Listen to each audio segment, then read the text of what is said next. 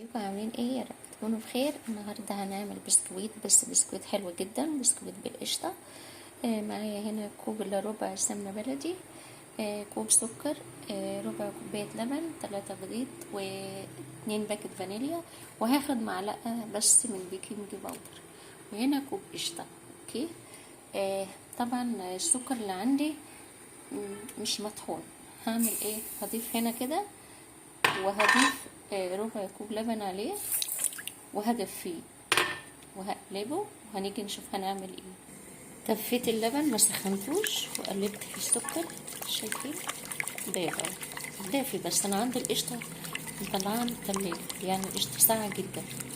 نضاف عليه هتخليه مش دافي كمان، يعني هتخليه حلو مظبوط، يعني خليه ساقع. اوكي كده. خلاص دوت السكر، نزلت القشطه والسمنه اهو، هقلبهم. خلي بالكم ان القشطه متلجه. اوكي. هنا معايا هنا كيلو دقيق هنخله كده. انا خدت الدقيق كله اهو، كيلو. اوكي خلاص خلص كده.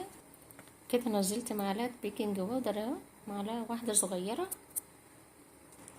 كده، 2 فانيليا. هقلب المكونات الجافه دي مع بعض، وبكده السكر قلبته مع السمنه والقشطه اهو، كله بقى كويس اهو. نزلت 3 بيض، هقلبهم كلهم مع بعض. دقيق هنزل فوقه بالخليط اللي انا عملته كله كده. نزلت بالخليط على كيلو دقيق. هعجن كده، عجنت، وهعمل منه 3 اشكال، 3 الوان، يعني هتشوفوا معايا دلوقتي انا هعمل ايه. اوكي كده. فردت فوقيها الكيس ده بتاع التلاجة، وفردتها بالنشابة اهو، وعملتها قلب بدي. اوكي. هشيلهم وهضيفهم في الصينية. شايفين هشيله واضيفه في الصينية دلوقتي.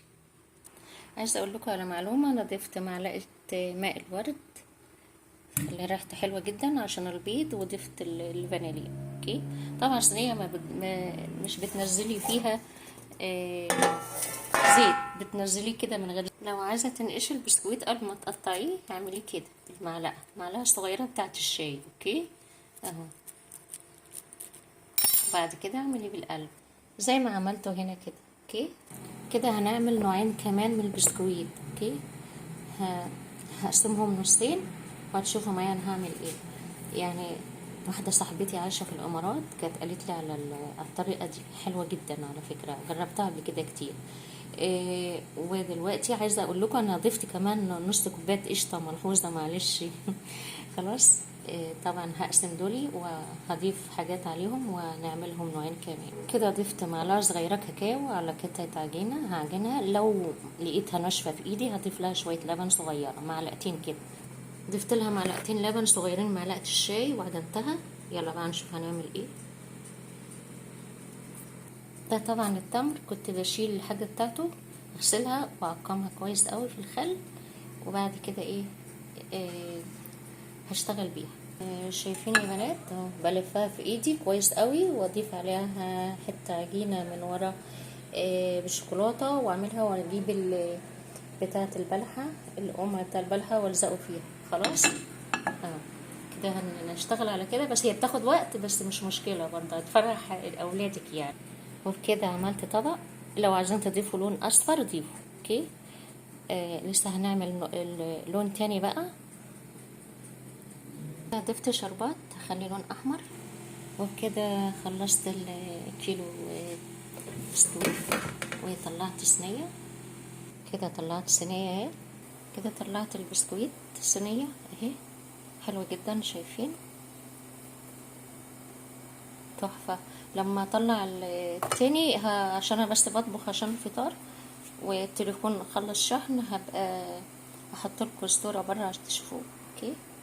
يلا مش تنسوني بقى في اللايك والاشتراك.